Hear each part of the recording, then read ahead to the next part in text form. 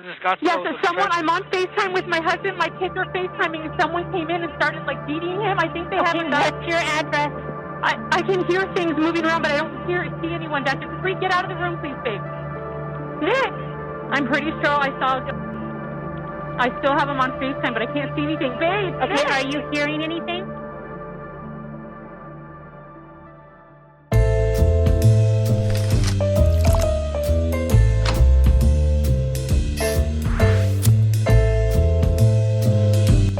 Welcome to my channel. If you're new here, hi, hello, welcome. I am Sherrilyn and I am so glad you found me. If you're not new here, welcome back. Thank you for joining me every single upload. When I upload, you already know I love and appreciate you so much. I've missed you. Thank you guys so much for everybody who has sent love. I honestly didn't realize how much time I had taken off, much needed time, until people were like, are you here amongst us anymore? And I was like, am I? I don't know. I think I'm going through a season of purging. That's what I've the conclusion I've come to, but I'm feeling like it's going to get better. I've gone crazy not being able to film. Not that I'm not able to film. I should rephrase that. I'm able to film. It was not in my best interest nor anybody else's if I did film. And now I'm feeling much better. Also, happy Biebercella weekend. I'll be living vicariously through everybody on my FYP. I think that's it. I think that's all the updates. I love you guys so much. I've always kept it real with mental health, and I just went through like a lot of stressful things in a very, very short amount of time, and I thought I was okay, and then I was like, oh, well, you're not. So I'm doing better. Anyways, thank you for being patient with me. I just love you guys so much, and we're here. Okay, so let's get into it today. I actually had a different case for you, so that'll be next week, but I saw this story on Crime Junkies this week and it consumed me. I feel like I pivoted because there's strength in numbers, okay? I think that, like sharing across audiences and platforms, especially like when something is, I don't like the word like trend, like if it's, when it's out there and then more people see it. It's like, like people who are in real estate and they've got their faces everywhere. That's like very strategic because that becomes like, oh, a familiarity. Now I trust this person. I might not need to sell my house right now, but then when you think about it, you're like, oh, that dude on the park bench with like the mustache squiggles, I like him. Or he knows how to sell. And so you're going to go to him because you feel like you keep seeing him everywhere. Anyways, I feel like that in these situations, because you're like, oh, okay, I saw somebody talking about this. I watched it, or maybe you missed it and then you saw somebody else talking about it and you're just like, okay, what is this? What's going on with it? So it's almost like it's like forcing you to be like, okay, this is a sign. I have to watch this. And you do. You have to watch this. This is absolutely insane. I have no idea how this is not solved yet. It's very solvable, okay? We literally have one of the clearest surveillance images of a suspect I have ever seen. I can't believe it. And also, I think that we should reach out to that convenience store for all other surveillance needs, because that's what we need. We need it that clear, okay? So today we are talking about the murder of Nick Cordova, which took place while he was actually also on FaceTime with his children. So we have that, ear witnesses, and we have the clearest surveillance image of a suspect ever. We're going to get into it. Before we do, have a quick message for you. I want to give a huge thank you to our sponsor today, Fume. You already know I am the biggest fan of Fume and their mission. If you don't know who Fume is, it is a flavored air and fidget device that is designed to help you quit smoking or vaping, and it satisfies the urge to reach for something without nicotine or vapor. I've said it before, I'll say it again. I am personally a fan of Fume because of my personal success. I can say that Fume has helped me personally so much, and those are obviously my favorite brands to partner with. If you have ever tried quitting something, you know how hard it can be, just like mentally of making that decision, but physically breaking that hand to mouth fixation, and then also not having like a satisfaction of flavor, feeling like you're losing that. And Fume has both of that covered. The cores inside provide the flavor. My personal favorite is the cinnamon hearts. And then you obviously have something to hold on to, but the weighted and the fidget part of it is, I say it every single time, it's like my favorite part. And the part I didn't expect I actually like needed the most. Like, these also make a great gift. It's one of those things that somebody in your life doesn't even know that they need, but will be like, oh my gosh, thank you for thinking of me. I love this. If you want to check them out, you can head on over to tryfume.com. That is tryfum.com. And then use my code Sherrilyn Dale to claim your free fume topper when you order your journey pack today. Once again, that is tryfume.com, tryfum.com, and use my code Sherrilyn Dale to get a free fume topper when you order your journey pack today. Thank you again so much, Fume, for sponsoring today's video. Nick Cordova was born in Scottsdale, Arizona on October 16th, 1979, and he was raised by his mother, Teresa. She was a young mom, and obviously his grandparents were also heavily involved in his upbringing. He was an avid football player. He also wrestled in high school. He graduated from Chandler High School in 1998, and then after graduation, he worked as a personal trainer for a number of years, and then he transitioned into working in the heating, ventilation, and air conditioning business, aka I think like HVAC. You become like part of the HVAC family. He worked so hard that he actually purchased his own HVAC company, or into a company called Gilbert Air, and worked tirelessly to provide for his family. He met his wife, Alicia, in 2003, and they were married on October 8th, 2011. Alicia said Nick was a devoted husband who adored her, but his true calling in life was being a father. He doted on his children, Capri and Cruz, and was involved in every aspect of their lives. Nick was the kind of father who put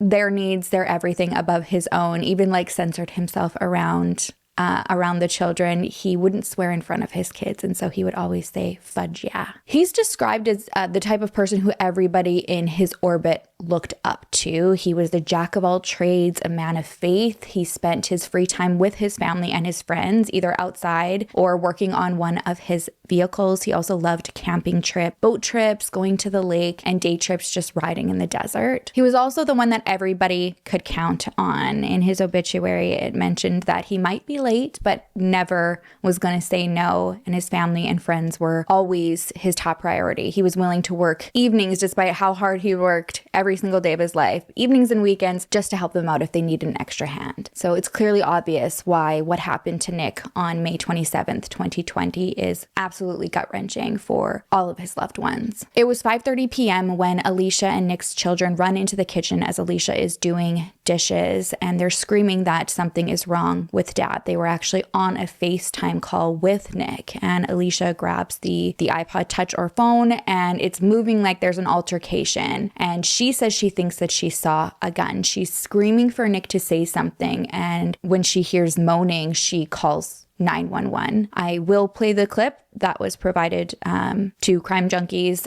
Just a trigger warning for anybody who is sensitive to 911 calls. Just fast forward right now. May 27th, 2020, 17 hours, 30 minutes, 36 seconds. It's okay to pray. Is your emergency? This is Scottsdale. Yes, if someone, I'm on FaceTime with my husband. My kids are FaceTiming, and someone came in and started like beating him. I think they have a gun. What's your address? He's at Gilbert Air, and Gilbert Air. I can't even look at the address right now. I'm freaking out. Is he at work? Yes, he's at work. His address is 511 West Guadalupe Road, number 13. Okay, 511 West Guadalupe Road? Yes. Nick! Is he still there? I can hear things moving around, but I don't see anyone. Dr. Capri, get out of the room, please, babe. Nick! And you're calling from Scottsdale? I'm calling from Scottsdale. We were FaceTiming. My kids are FaceTiming him, and then I just heard screaming. I thought it was a joke, and somebody came in. Okay, this is your husband's work, and it's Gilbert Air? Yes, my husband's work, Gilbert Air. It's just him and his manager that work there, but someone came in, and I think they're just, like, beating him. I'm pretty sure I saw a gun. I still have him on FaceTime, but I can't see anything. Babe! Okay, Nick! are you hearing anything? I just hear moaning. I don't know if it's him or the manager. Okay, I've got help on the way, okay? Please hurry. Hurry, okay. hurry. The cops are coming, babe. How many people did you see in there? I didn't see anyone. I just saw like the phone like rustling around, and then I'm pretty sure I saw a black glove or gun above I didn't hear any shots or anything, though. I could hear him saying, what, like, yelling, screaming. Someone was hitting him. Okay. My kids had the freaking phone, and they saw it. Okay. All right. Who's there? Who is that? I'm on the phone. I have police on the phone. Who is that? Who's there? Pick up the phone. David who? Dave. Dave, pick up the phone. Got it. What is going on? Where's my husband? I have the police on the phone. You don't know who he where's is? Nick? Do you know who this gentleman is? He's not there? Someone came in. Is Okay, he okay? What's going on? Dave! Ma'am, tell me what's happening. Who is the guy you're talking to? His coworker's there, his partner. Oh my gosh, is he okay? Dave! Is that his coworker? Dave, tell me what's going on. Is he okay? Ma'am, who is Dave? No! Can you please answer my questions? Ma'am. Dave's his partner. Dave's his partner. He just came into the building. I don't know. Okay, I need you to tell me what is happening. I've got officers on the way. I don't know. He's just saying, oh my God. He grabbed the phone and just said, oh my God. Dave! Is he okay? Is he breathing? Dave, answer me! Dave, is he okay? Is he okay? Dave, what is going on? This phone call was, it literally explained the term like chills on your spine. That's how I felt. Like being able to hear Alicia's emotion and just like how frantic she was made you feel like you were right there with her, like just wanting to jump through the phone and be there instantly, like to find out what was going on. So police are dispatched.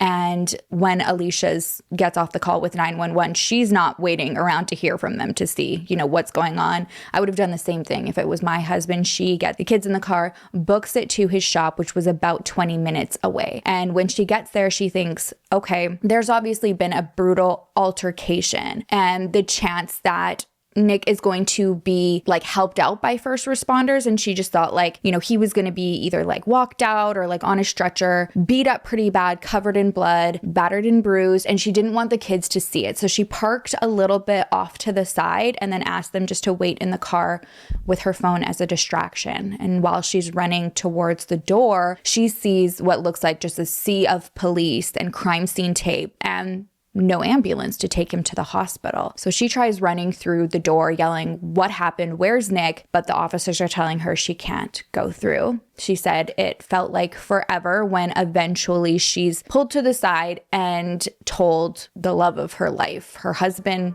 was dead.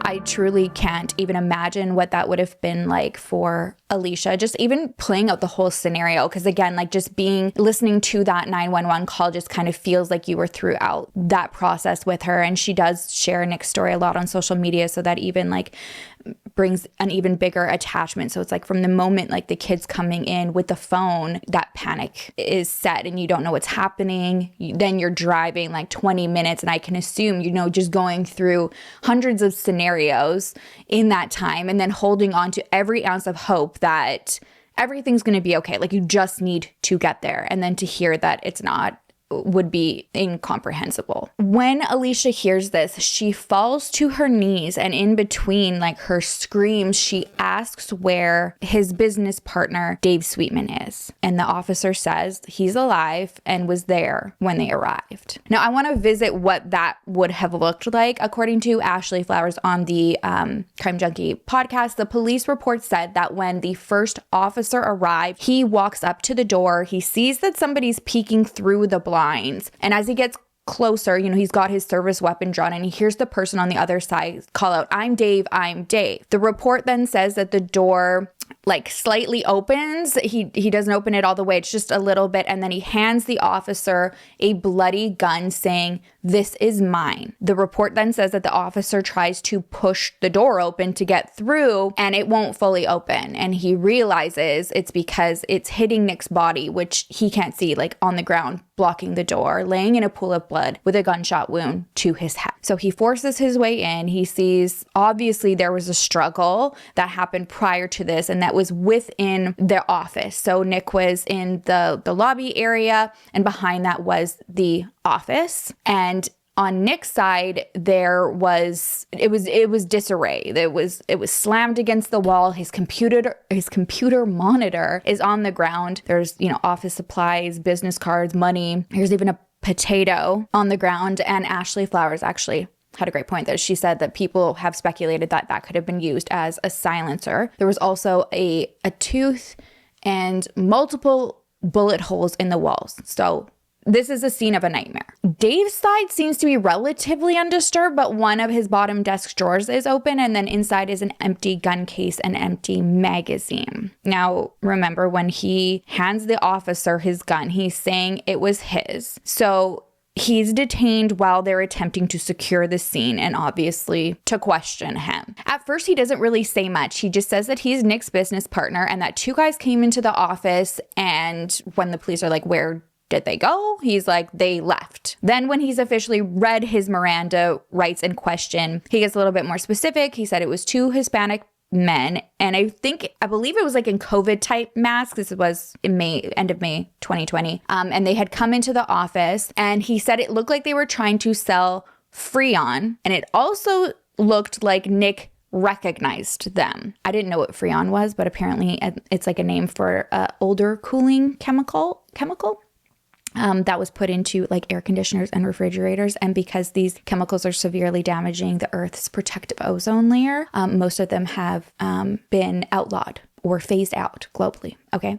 But this guy was carrying a Freon box. Dave says he doesn't even know how the altercation started. He says one of the guys said something to Nick, and all of a sudden there was a commotion. The next thing he knows is he has a gun drawn on him, Dave. Dave's got a gun drawn on him, and he actually says he gave his wallet, everything on him, everything in the wallet, empties out all of his pockets, gives him everything he has. That's important. That's why I keep saying that over and over. And the next thing he knows, he's hit in the back of the head with what he thought was one of the guns. And he doesn't remember anything after that. They are like, "Okay, well, were you unconscious and you came to?" He said, "I don't think so. I don't know, actually, though. Maybe I was temporarily unconscious." They ask if there is surveillance in the building that can help fill in any of these holes. And he says yes. So obviously a request is put in, and then they bring Dave in for a formal interview. It's noted that while he was being pat down, prior to being placed in the patrol car, the officer finds $1,000 in his pocket in cash. And that's the first, like, okay, like, you just told me one story about you handing over all of the, everything they have, everything that was on you, and now $1,000 is in your pocket. And I feel like, $1,000 is not, like coins or a crumpled bill. Like $1,000 is, it's like hefty. I feel like you'd even like see like, oh, like what's that wad there, Dave? So then he backtracks and he's like, "Oh, no, I gave them all the cash I had in my pants pocket, not jacket." Again, that kind of like gave me pause, because I was like, if you're like kind of like sitting and like have a gun to you, like wouldn't you think like this was the easier area to get to as opposed to like your pants? I don't know. That's where my brain went to. So they're like, "Okay, well, first conflict here in the story, Dave." So he gets to the police station, and once again, the story changes. He says that minutes before everything went wrong, he was actually leaving for the day. Their receptionist, Lynn, had left around 5 p.m. So this is like about a half an hour later, and it's just Nick and Dave. And Dave says he's walking out of the office, and when he was doing that, Nick was on the phone. We know that Nick was on FaceTime with his children, and Dave says he just fist bumped him and walked towards the front door. As he got to the front door, he says he remembers that he forgot a bill on his desk and went back to get it. And as he's, looking on the desk, he hears the chime of the front door opening. That's when he looks up. He sees two men walk into the office. One of them is holding this box of Freon, walks towards Nick. And then the next thing he knows is it just instantly went into pandemonium. Nick and this guy get into a fight, and then the second guy comes up to Dave. He's got his gun drawn, tells him to get on the floor and give him his money. Dave does. Obviously, we know that that's already changed. And then he says he's hit on the back of the head. And again, we still don't know. Might have been knocked unconscious, might have not, because he doesn't really remember much after that. That being said, the officer says he did have a lump on the right side of his head and also a cut on his right hand. So even though he doesn't know if he's unconscious or not, he does remember Nick in a struggle, he said, and hearing a loud bang. So I think a lot of this is ear, he wasn't taking anything in, but he could thinks he could kind of hear all of this around him. And the reason he wasn't looking at anything and only hearing this is because he was so focused on the guy, obviously with a gun pointed at him. I get it. He says at some point after, as they're leaving, he fully comes to and he hears Alicia yelling for Nick on Nick's phone. So he picks it up and he says that he can see and hear her, but he wasn't sure if she could see and hear him. And so he starts walking towards the lobby. And this is where he sees Nick on the ground bleeding. So he figures at some point, Nick did make it out of the office and he's now in the lobby area. So he bends down, tries to feel for a pulse, but couldn't find one. That's when he went to his desk, he said, got out his gun, which is a 9mm Sig Sauer, and checked to see if those guys or anybody else was still around the building. So he goes and canvasses the area. I thought this was a little bit peculiar because, Alicia's hearing this commotion. She's already called 911. He hears Alicia on the phone, goes to get a gun when you've kind of already been beat up, and doesn't call 911. I will correct if I'm wrong and I completely missed that, but as far as I know, he didn't place a call to 911. So he goes around the building looking for these guys, and when he gets back, that's when that first officer is walking up to the door. He sees him, he opens, halfway the door, hands this bloodied gun. Dave says he always kept this gun in the drawer for safety, and that it had never been fired. So let's fast forward to the footage from the surveillance coming in, which obviously could corroborate everything that he says, right? Surprise, it doesn't. There were many cameras, though. A lot of cameras around this building. Unfortunately, though, none of them were in the office where Dave and Nick had their desks, which is where the majority of this attack took place. Obviously, I'm sure there's a lot of questions about why were there no cameras in that office? It's a huge blow, clearly frustrating, but because there were so many other ones, some of the other, puzzle pieces were able to be put together. There being two suspects entering the building, and one of them looks like he is holding a box of Freon. Investigators can see that this box is empty. In fact, there's this little hole that's cut out in it, which they believe is to conceal the gun, obviously.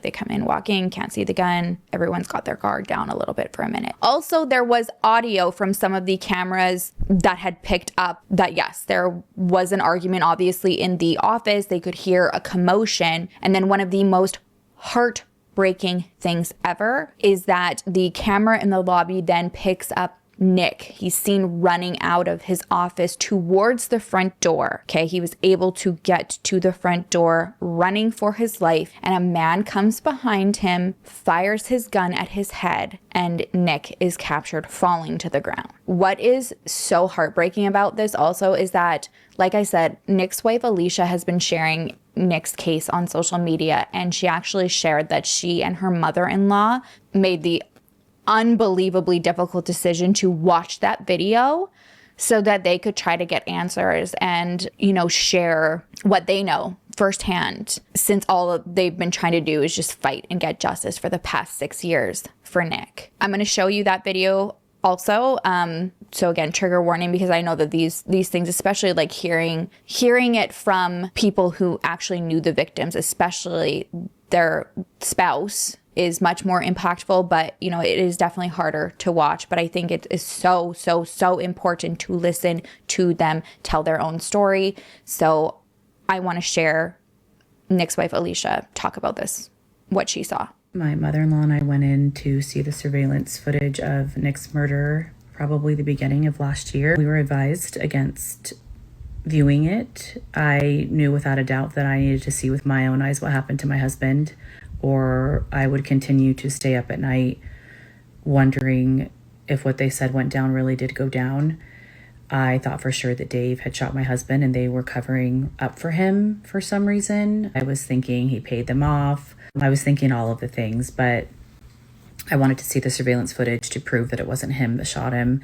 Also, for my own personal reasoning and my sanity, I kept thinking he was probably terrified in the moments leading up to his death, but then also to think that on top of being terrified whenever he got shot, to think of him in pain, that really was something that I couldn't get out of my head. That was another reason why I wanted to see the footage. We went in on a random, I think Tuesday.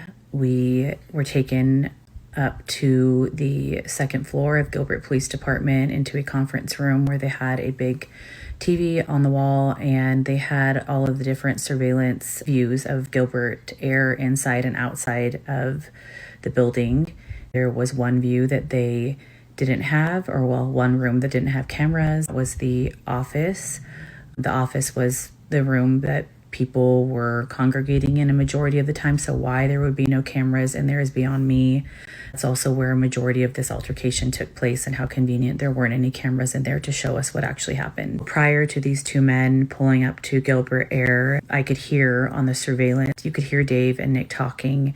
Dave goes into the bathroom, and then you can hear my kids on the phone with their dad. They're counting down 10, 9, 8. You see Dave come out of the bathroom. He walks into the lobby to the front window. He peeks through the blinds.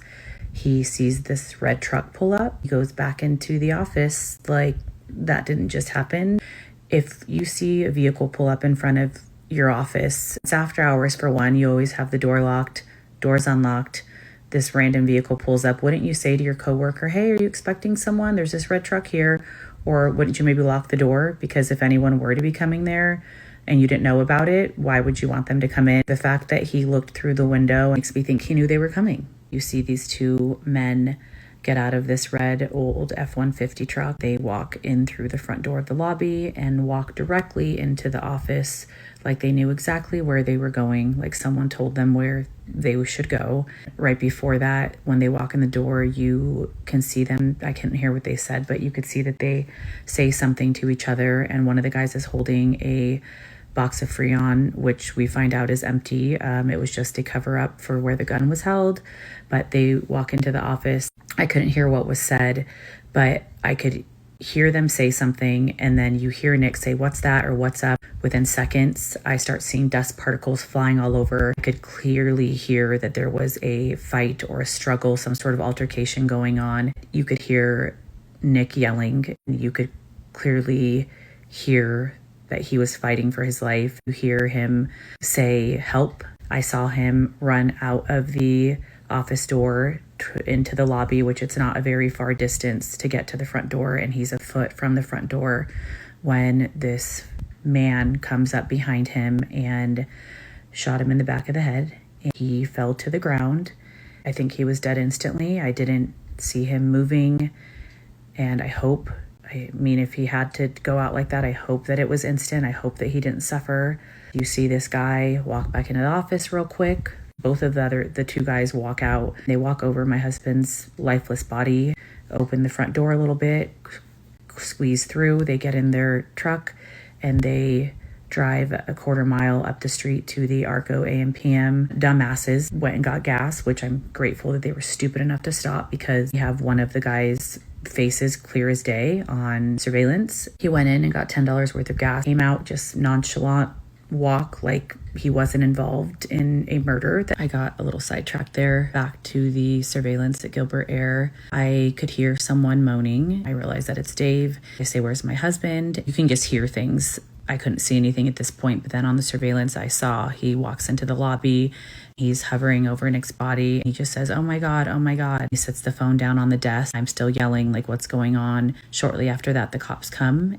That was basically, I think, all they showed us. I have no regrets about watching the surveillance footage. It's what I needed to see. I know that when we go to trial, because we will go to trial eventually, I know that I'll have to see it, but now I'm prepared for what I will see. I'm just really proud of Nick. If I can try to turn any of this into a positive, I know that my husband fought so hard to try to get out of those doors to make it home to us alive. For that, I'm proud of him. And I hope that as proud as I am of him, I hope he's just as proud of me. After Nick is shot, the outdoor camera shows the two suspects driving away at 5:31 in a red and silver Ford F-150, approximately 2003-ish. And it's got like faded paint on the roof. One of the suspects was then caught on camera at a AM/PM gas station nearby. It was literally 2 minutes down the road. And like I said at the beginning of the video, this needs to be plastered everywhere because he was then captured with one of the clearest images I've ever seen. Usually they're just, they're so grainy and glitchy, and you're like, we're living in the, world 2023. I swear we're going to be like little, well, no, there has been those, why am I wanting to call them monograms? That's not it. You know what I mean. Kanye West brought Kim Kardashian's dad to life in one of them. Tupac performed with Snoop. What's the word that I'm trying to say? Please, Autumn or Jay, put it right here so everyone can be like, it's not teleportation either. High graphics, holographics. No, I know I'm close. I know I'm onto it. But anyways, the word is right here. Anyways, this is 4K, okay? This is where we should be. Living in 2026, that's the photo that was captured. Now, this guy's described as the passenger. So this isn't the driver, this is the passenger. He's about 5'8", heavy set build, wearing a dark colored t-shirt, blue jeans, and dark colored boots. And then after that, unfortunately, all we know is that after he goes into this gas station, puts money on the pump, does that, is captured, leaves, they're not seen anymore. The truck just drives northbound. Obviously there's a lot that is frustrating about this case to me, as there are many cases, but I thought, like, once you saw that, I'm like, okay, yeah, so then we go and we put that through, like, some face recognition software, bing, bop, boom, boom, boom, bop, bam, we got the guy. But no, like, come on, Sherrilyn, this is why I'm not a freestyler. No, we don't have anything. And police don't release that image to the public until almost a month after Nick's murder. I feel like this is almost like a smoking gun to the case. Like, this is, like, for this case, like, that image being that clear. And the early hours, like seconds, are the most crucial in solving something and being like, hey, did you see this person on your road? No, we were going to wait a month and then ask. Waited for a month, release that. And then after reviewing all of the footage from like around the building and seeing that it does kind of seem to match Dave's story, the report says that he was not a suspect in committing the homicide, but that his involvement, if any, was unclear. And that's where things are kind of right now in terms of like official report of his involvement. From what we know, there's been like 200 pages of the like case file released, but it's like basically all redacted. That's what Ashley Flowers had mentioned. It's like the Epstein files. Like, it's just the whole freaking thing is just like blacked out. So, and I get it. I get, like, there's in that case of unsolved investigations, you have to protect the integrity of the case. That being said, it's been 6 years. It's been 6 years, and Alicia feels like, what are we doing?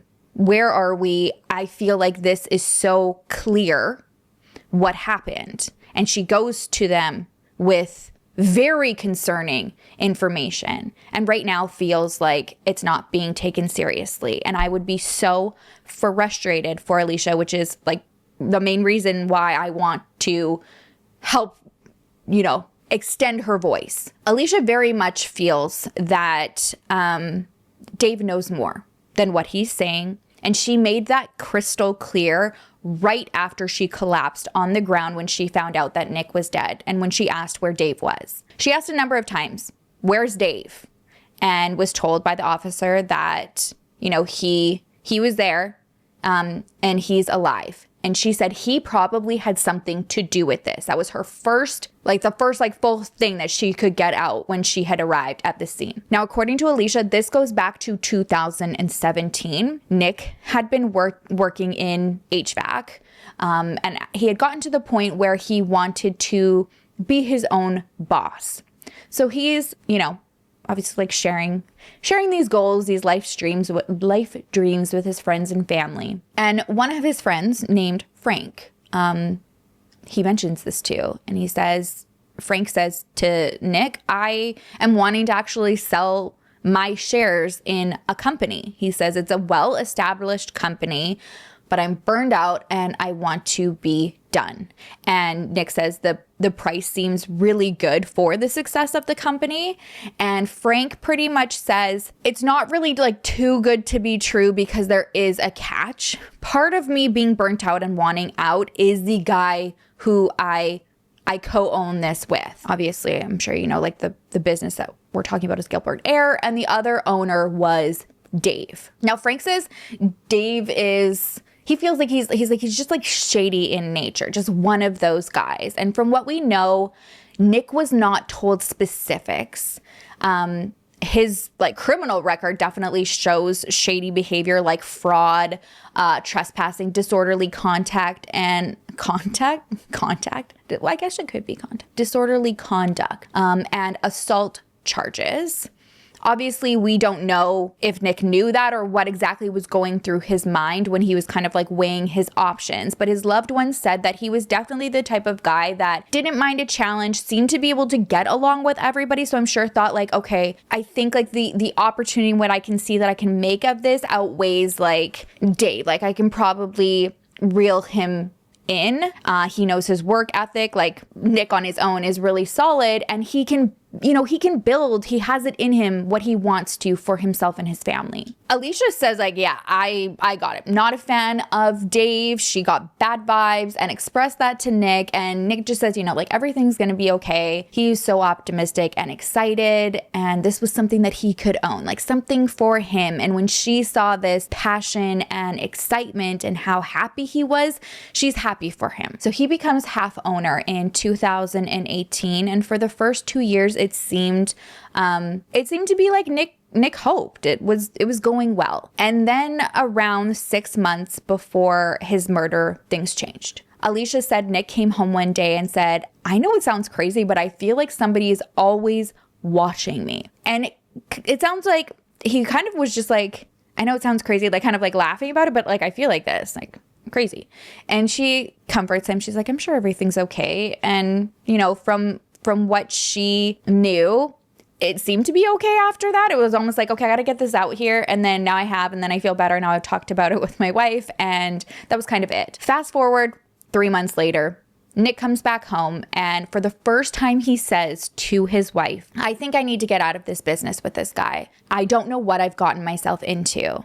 And he tells Alicia that Dave took $30,000 out of the company account, which he had never done before. And when Nick asked why, Dave said that he had this debt that he had to pay and that he was going to put it back before payroll was due. He's not given specifics, but Nick tells Alicia that he thinks that maybe Dave's gotten himself into something illegal, and maybe it involves some of the other companies that he owns. And this is kind of borrowing from, what is it, Paul to pay Peter. And he didn't like it. He wanted no part of it. And so I was looking into that because, usually if there's rumors swirling that there's like some shifty behavior in other companies going on, someone's going to be talking about it. And sure enough, I came across this review on Reddit and I wanted to share it with you. So this is from Joey on December 30th, 2014. And he says, yesterday my friend was enjoying lunch at Jack in the Box on Mill Avenue and University in Tempe, Arizona.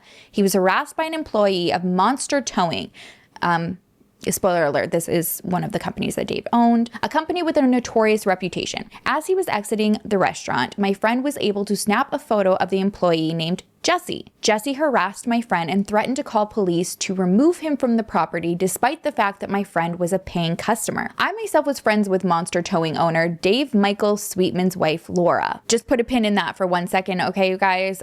There is more to this review that we're going to get into in a little bit here about Laura. He goes on to say, David Michael Sweetman's company is a fraud. For years, his company has broken state laws by towing cars away from Jack in the Box without warning. Paying customers to the location would then come outside after eating only to see their vehicle vanished. Owner Adele Farag would then refer them to Monster Impound and Recovery in Phoenix. The customers would then travel all the way out to 902 East Broadway, one of the most dangerous neighborhoods in Phoenix, to pick up their car. Arizona state law requires that customers be allowed to drive their cars away without paying, and Monster usually only gives people access to their vehicles when the customer calls police. Yes, Monster still has the right to charge people who broke the rules and illegally parked, but the customers themselves are allowed to take the case to small claims court. David Michael Sweetman has lost countless judgments in court and doesn't even bother showing up. In addition, Monster Towing has a reputation of stealing from cars. My uncle got his car towed and ended up losing his HP laptop, yet Monster cannot be held liable. The Monster employee who harassed my friend Jesse has a reputation as David Michael Sweetman's right-hand man. Jesse recorded my friend upon his exiting the restaurant, and my friend tried to be nice to him, offering to shake his hand, but Jesse refused. As I end my post, I ask that you boycott Monster Impound and Recovery and Monster Tow and use a more reputable company.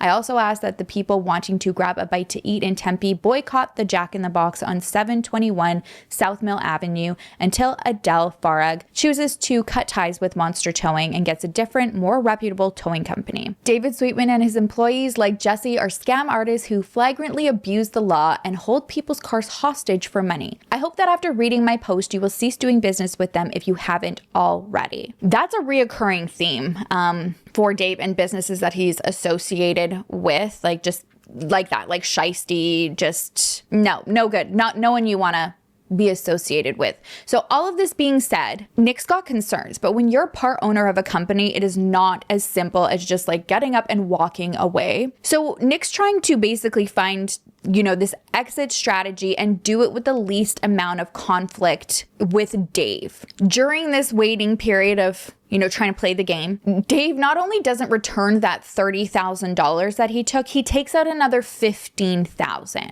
So now we're at $45,000. And Nick comes home and he tells Alicia again when the fork is going on, and that feeling of being watched is back. Like he's like, I'm uneasy. Like there literally is somebody watching. Again, he's kind of like joking about it. He's like, am I going crazy? But this time he also follows up with, I would not be surprised if this guy, Dave, hired somebody to kill me. Like going over that scenario, is somebody like watching me trying to like wait for this moment? And Alicia's like, oh my God, why? And the motive here would be to collect on a life insurance policy that Dave took out on him. Now, this is the first point that Nick tells her that, earlier on in the partnership, Dave told him that to protect the business, they should each take a life insurance policy out on each other. Now, I will say one of my former career ventures, my past life was life insurance, and there are policies. Wouldn't say like specifically, but there's certain policies that you would take out structured to protect a business partner in the event of the other one's death. Don't quote me because this career was like a billion years ago and I blocked out a lot of it, like high stress times. But usually I remember this being like more when there's like a lot at stake in terms of like personal risk. You know what I mean? Then you put that in to protect, like being like, okay, like we've got a lot of risk in this business right now. Like usually like even like as it's starting, and if something happened to you, then like I feel like it couldn't flow without me. So it's not uncommon, I guess, is what I'm trying to say. It's not uncommon to take out life insurance policies to like protect the business. So it sounds like Nick kind of saying that out loud for the first time to Alicia had him even more worried, and considering the severity of the situation, knowing that there was like kind of no going back and forth in terms of severing a business relationship with Dave. Once again, though, like it's more complicated than just walking away. And so he's going through the scenarios of what leads to the end of this partnership being most amicable. Now, on top of it, you've got money that's being taken out, like even more of a loss. So Nick and his family decide for Memorial Day weekend, they needed a little break. They took a camping trip together. And according to Alicia, they got back on Monday evening, and she and the kids begged Nick to just take the next day off so that they could, keep the family time going, and that Nick really needed this. And he did. So that made Wednesday Nick's first day back in the office after that Memorial long day weekend and that break. And that was the day that he was killed. According to Nick and Dave's receptionist, a woman named Lynn, she also had concerns when she spoke to the police about Dave. She's like, Nick, this is devastating because Nick is like the ideal boss, got along with him so well, not so much Dave. They didn't get along. But she said that recently he was acting different. He was coming to the office more frequently and being more friendly with her, which she's like we don't really get along. Like, this only works because you're not really here. And like now you're coming here and being friendly. And she also said that he started asking a lot about money. She said, quote, that he was obsessed with money, and then he would go into the office that he shared with Nick, and then she could hear him yelling at Nick about money questions that he had asked her. She also said something very important. Now, remember the day before Nick was killed, he was supposed to be in the office, and then he made that last minute decision to stay home with his family. Lynn said Dave came to the office that day. Again, odd. Or maybe not, like, I guess I don't want to be like odd because I don't know, but it sounds like he was not very present. Then all of a sudden he's present. He's got all of these questions. So Nick was supposed to be in the office, and Dave comes in the office, and he's asking Lynn over and over, where's Nick? When's Nick gonna get in? And she says that he just like is pacing back and forth, and then he would leave the office for like short periods of time and then come back. And that brought me to what Alicia says in her retelling of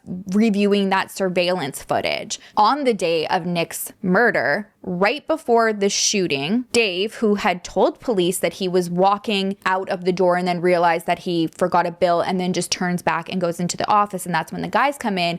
Alicia says on that surveillance footage, she saw Dave peeking through the blinds. And as he did that, you see this red and silver truck pull up to the outdoor cameras. And then that's when he walks back into the office. It did not look like he was on his way out. Like you feel like you'd be like, I'm sure we've all done this, like walking out and then you're like, I was almost out. Like you make that like, and then you go in and you get whatever. No, he's like walking, he peeks in, he sees this truck, and then he like comes back into the office, where again, you'd be like, this is your business. What, like, this is after hours. Who's this? Who's this little fella? Fella's pulling up.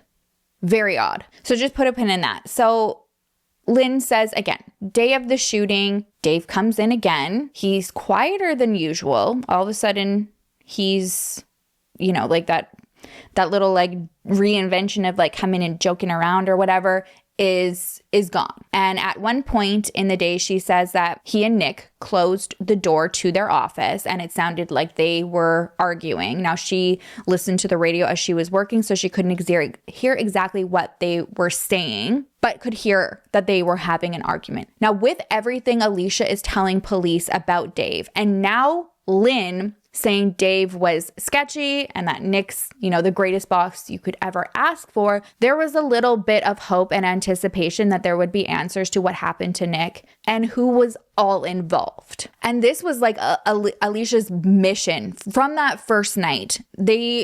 She's outside the office, Nick's building, with police officers telling them over and over and over.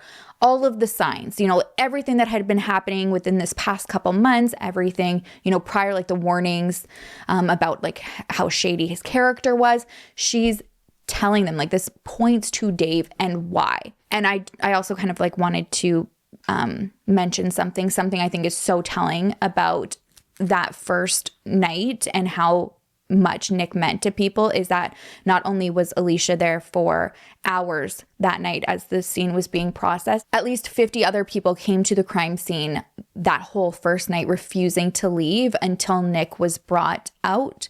And they waited in that parking lot until the sun came up. It was like, they're like, we're not leaving him here. I just thought that speaks volumes to somebody's character. All Alicia's being told is pretty much the surveillance lines up with Dave's story at this point, and it's clear that he was not the shooter in that footage, right?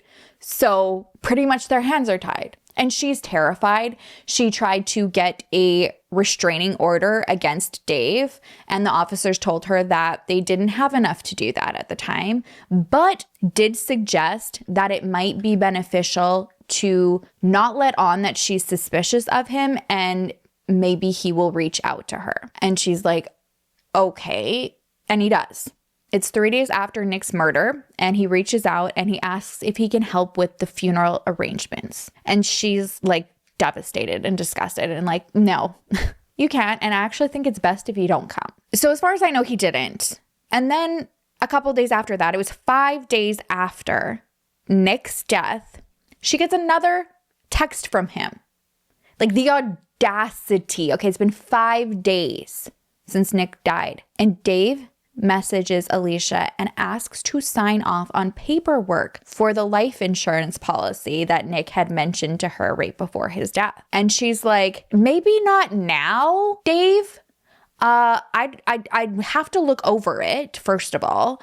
And I'd like to bury my husband first, and then maybe we can figure this out. No shit, right? And Dave goes, okay, but it's like, so you should be getting around like $500,000. Like that was going to be her being like, you know what? He can bury himself. I want the $500,000. Thanks, Dave. No, she knows nothing about the policy aside from like what Nick had told her. And I don't believe that she, at that moment, she was given like specific financial information. So like, yeah, about like the payout, right? And how that looks for her.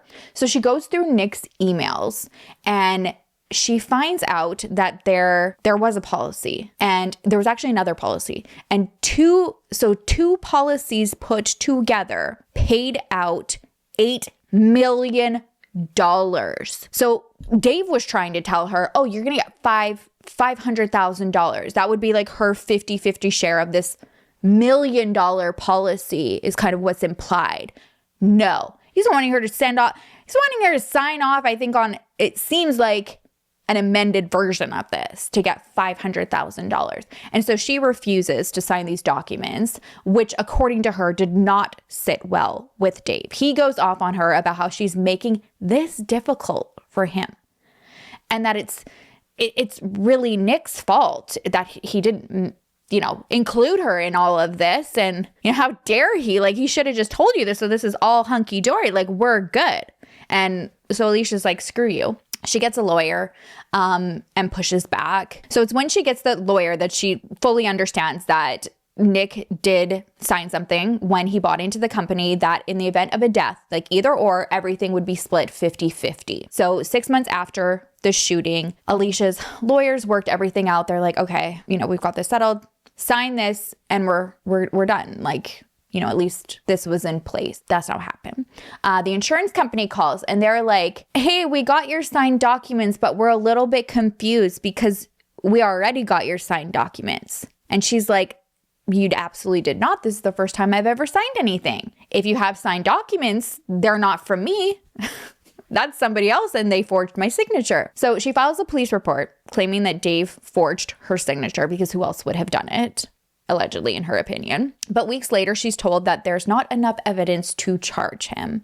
And even though she has this document stating that she's meant to get half of the insurance payout. Dave also had a lot of other documents with stipulations, and her and Dave's lawyer pretty much couldn't get on the same page about what this payout looked like with all of these stipulations in place. Really, at the end of the day, Dave was not wanting to give her 50% of these freaking like half of this life insurance policy. He wanted way more. He thought that she was just going to be cool with $500,000 and he was going to get what? 7.5 million. Long story short, it took about 3 years. And Alicia and Dave settled out of court for an undisclosed amount. We do know that there was obviously millions in this policy, and the purpose of it from Dave's standpoint is expected to be for the business. Like I had even said, that's how that is kind of like sold, right? This is to keep, for the betterment of the business, to keep this going. And you'd think like, okay, he got his share. No. 9 months after Nick's death, Gilbert Air went out of business. I mean, obviously we weren't there. We don't know the day-to-day logistics, but the way that it's presented is that Dave just took that whole client list and then started a new company, like under something else, all of his on his own, called Arizona Family Air. And I believe that it's still running today. So I'm sure you're feeling how like the frustration is just, I don't know, again, like shady. Yes. Now it's so clear of just like there are just people in life who just move a certain way and you don't even need to know them. You don't even need to be in their presence to be like, I have you clocked. You're shady. And this is Dave, right? Like partner dies, collects all these millions of dollars. That company goes out of business, but every client that you had in there is at another business that does the same thing. I want to quickly go back because like even more frustrating for Alicia, because I cannot imagine this when you're constantly like, because we can't go off of feelings, right? I think that's the point I'm trying to say is you can feel energy, but that's not enough. But for Alicia, she felt like the points that she's bringing to the investigators do show that like, this isn't just a feeling. Like, there's actual actions here. Like, how in the world? Like, am I a got to? Am I taking crazy pills here? Like, who does this? If he wasn't involved, like, why all this? And it goes back to the day that she reviewed the tape of Nick's death with her mother-in-law. So as she's watching it, when she sees Dave not doing what he told police, like how he was supposed to just be leaving for the day, forgets the bill, and then goes, but instead he went up to the front blinds in the lobby and peeks through them as if he's expecting somebody. She says, pause the tape. Like, what is he doing? He's looking for somebody. He's not leaving. He didn't forget something. He's looking for somebody, and you can see this truck. And then he goes back into the office. She's like, how is that enough? How is that, not enough to be like, what's up here, bud? Like, you lied. Why is he peeking through the blinds if he's not expecting somebody? And according to Alicia, I guess the concern was like understood. Like, yeah, it is, shady Davy. Sorry. But again, I can't even imagine how frustrating it would be to be like, it's not enough. They actually told Alicia though, and this is even more frustrating. Let's have a frustrating counter going on here, that they weren't able to find a paper trail between Dave and the two suspects. But Ashley and Britt on Crime Junkies brought up an excellent point, which was, well, how can you not find a paper trail between two suspects and Dave when to this day we don't know who those two suspects are? We have that 4K footage of one, but we still don't know who it is. Again, like I'm like, where's Jason Bourne? Like Matt Damon, run that through your software. That image is so clear. We should be able to freaking figure out who that is. So yeah, that I was like, great question, ladies. How is there no paper trail when we don't know who the suspects are? And obviously this guy's, he's not gonna leave a paper trail. Took out the cash, probably isn't one. It's not like they signed a contract to be like, oh, this is it. You guys, this is the paper trail. No, the smoking gun was a freaking image. That took over the image that took over a month to share with the public, who was probably most likely going to be able to help right away because it would have been like fresh in their mind. I will say Dave has denied any wrongdoing. And in 2024, I believe this is like the only or like most recent statement that he made on the case to a journalist. He said that Nick's case was, quote, the most traumatic ordeal he's experienced, end quote. And yeah, I can imagine having that happen in front of you. Agree. But I did think that it was interesting because nearly 7 years before Nick was shot, somebody else close to Dave died under mysterious circumstances. And that was, if you remember, one of the pins we put in, I said it was during the review, during the monster towing review. And the guy said that he had been friends with Dave's wife, Laura, the person who died in Dave's life, Laura Sweetman, his wife, which you'd assume would be right up there with the most traumatic thing that's ever happened to you, especially because it happened while he was at home. It was in December 2013. Laura was found dead in her bathtub, and the Maricopa County Medical Examiner reported the death as an accidental drowning. Like I said, Dave Sweetman was in their home at the time of her death, and he was the one who had reported it to police. But then after Laura's death, he gained obviously full custody of their children, owned, sole owner of the house, and collected on a life insurance policy of Laura's. Laura's friends and family have questioned her death. Gilbert PD maintained that it was an accidental drowning, and the reason why they question it is because, so from that same review about the monster towing, this was also in there, and I wanted to share it about Laura. So according to this person who knew Laura endured years of physical and mental abuse at the hands of David Michael Sweetman. She had just won big in the divorce. They were getting divorced, and Dave was bitter. In addition, Laura was a physically healthy 43-year-old woman with young children. I do want to just say also she was a doctor in, I believe, like pediatric intensive care. I will clarify that on the screen, her exact role. The review went on to say that she was definitely not the suicidal type, nor was she suffering from cancer or any kind of disease. She once told me and other friends in private that Dave threatened to poison her several times, as well as other people he had disputes with. I know for a fact he was furious over the divorce. Obviously, this is coming from other people's opinions or interpretation of it, and Laura's not here to confirm whether she did say that or not. Crime Junkies is doing a full episode next week on Laura's case. I believe that if you're in the fan club, it's available now. Shout out Ashley and Britt. I'm doing promo for you here because I did see that for April. I believe you can listen to their fan club for free during April. Give it a little test drive or whatever. So I think it's out there now for the fan club. I'm very curious about Laura's case. So I'm going to go run and listen to that as well. But as of now, for Nick's case, Alicia has been fighting for justice for Nick on social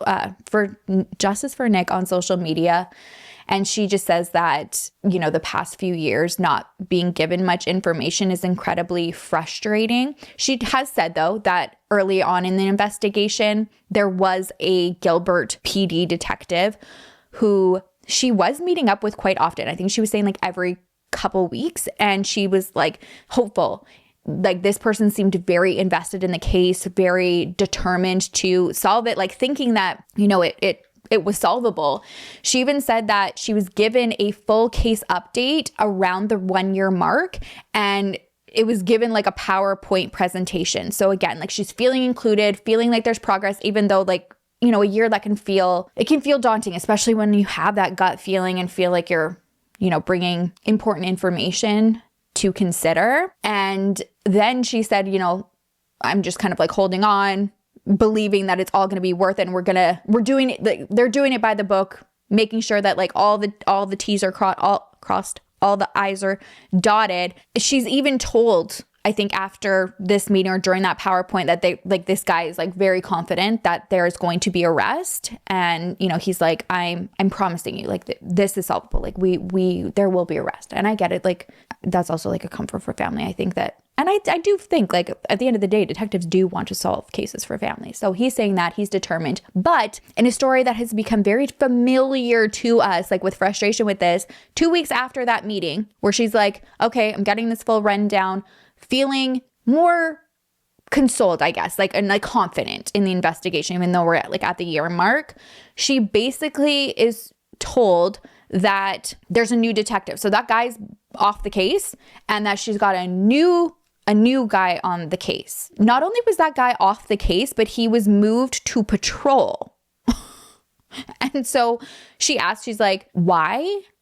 Like, what do you mean? Why is he at patrol now? And the new detective told her, sometimes being a detective can take a toll on people. And again, I am not disagreeing with that. I think going based off of what we know from Alicia and her experience of like seeing somebody that was, passionate, giving her updates, feeling confident about it, to going like, oh, you're off and you're back on patrol now.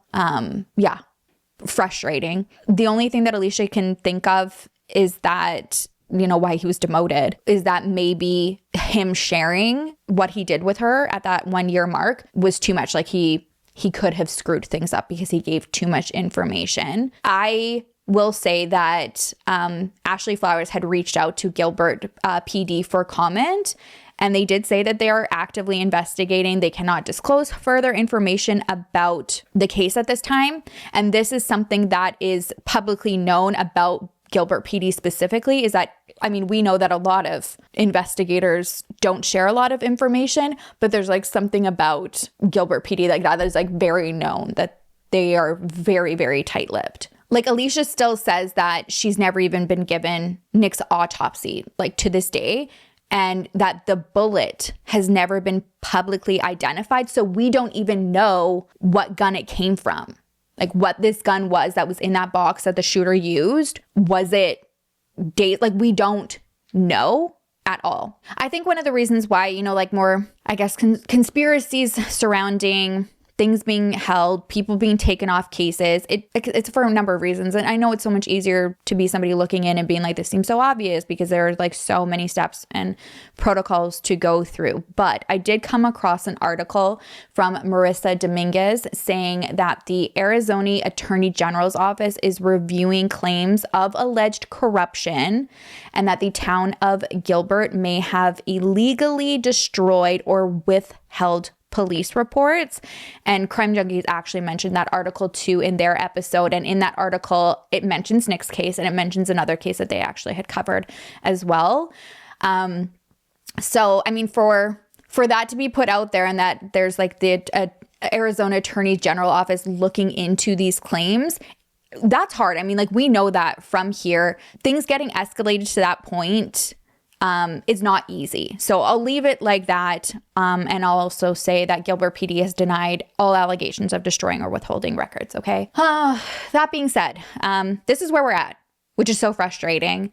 There is a reward for information on Nick Cordova's case, and you can make an anonymous report through Silent Witness. And this is for any tips leading to an arrest. So you can do that by visiting silentwitness.org or call 480-WITNESS, WITNESS, to submit any tips. And I'm also going to have that in the description, as well as Alicia's socials. If you can please go and follow her TikTok. That's whose voice should be the loudest right now. And it's so unfortunate that she's had to fight this hard, this long for justice for Nick. But like I said at the beginning, like I feel like this is so solvable. Again, like, where's Jason Bourne? Am I going insane? Like, I'm like, that photo is so clear. I feel like Neve from Catfish has taken, people's faces like way less clear and recognizable, and found out who they were on Catfish. Come on. I will say I did. I'm like, I'm going to run it through like no one tried to do that yet. It came up as being like, okay, this is a person that is associated with Nick's murder. And it's like, I know, where's Pryor? I want his family's Facebook. And like, it looks like this guy at this, Thanksgiving dinner. I don't know. anyways, please share this like wildfire. Share the photo. I believe that this is so solvable. And it leads to obviously to the murderers. But from there, you know, it's usually like catching that one person who's just like, I'm not taking all of the responsibility for this. I'm a piece of shit, obviously. But this was my motive. Because right now, not sure what the motive is, that you couldn't sell your box of Freon, but you just happen to have a gun in there instead. Like, anyways, that's it for me today, you guys. I love you so much. Appreciate you so much. If you haven't already, please don't forget to like and subscribe. Turn on the notifications. For the love of everything, let's pray that even if it works 50% of the time, okay? It's something. It helps. It really helps. I love you so much. I will see you in the next video. I will miss you terribly. Until then, make sure to love each other. Love yourself, and I will see you soon.